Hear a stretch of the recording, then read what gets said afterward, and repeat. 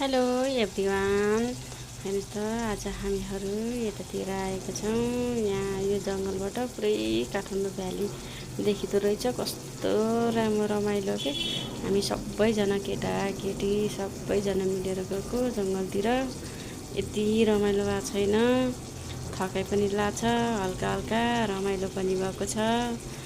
हेर्नुहोस् त सिस्नु रहेछ, सिस्नु भेटेर सिस्नु टिपेर ल्याएको। पुरै जङ्गलमा सिस्नुको घारी के पुरै कस्तो रमाइलो थियो। सिस्नु घर लगेर यति मिठो बनाएर खाने हो।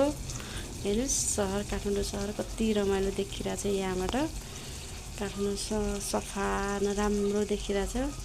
हामी जङ्गलतिर जाँदैछौँ। आजको यात्रा जङ्गलतिर तय भएको छ। ऐसेलु खाने काफल खाने भनेर। काफल छ कि छैन यो जङ्गलमा खै हेरौँ। हामी लगभग